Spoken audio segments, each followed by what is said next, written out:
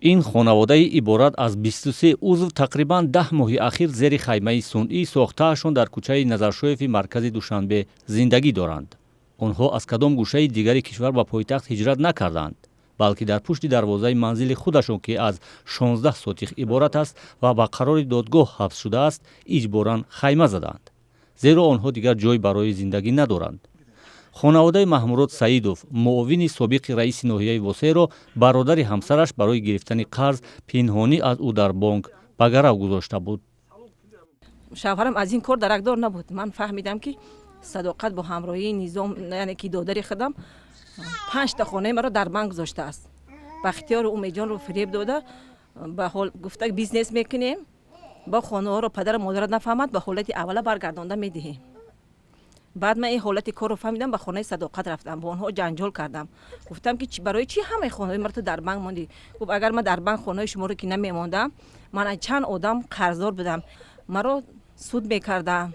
محمود چون از قضیه آگاه شد به خاطر خارج کردن منزلش از گروی بانک حتی پول قرض را برگرداند، اما الکی سود اجراچی ها تمام جهاز و چیز و چاره منزلش را از دروازه بیرون کرده منزلش را حبس کرده بودند.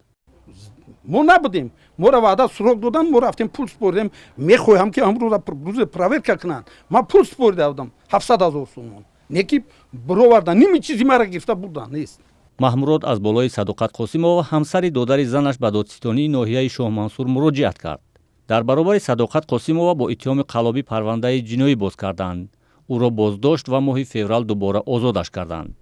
اما تاکنون تفتیشات ادامه دارد و منزل محمود سعیدوف در حبس باقی مانده خانواده‌اش هم هنوز زیر خیمه زندگی دارند. ایرا باید پروکراتورا بود کند، باید سود است بره уголовное дело باید دیده بروی نمیره.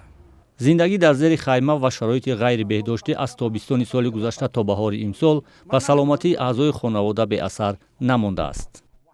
در هوای بیرون شستشو میکنیم، زنم با کسلی غلطی دست کرد، تمام دکتر بریم توبت کردن نشدیست.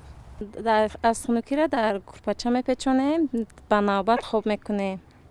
شبهای دراز کودکا گریه میکنن، شیر میگن، خواب نمیکنن.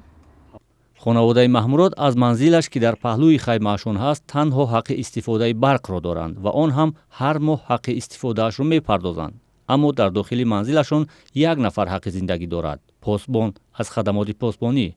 با آن خاطر پاسبان گذاشتند که کدام از صاحبان حقیقی منزل به داخل وارد نشود.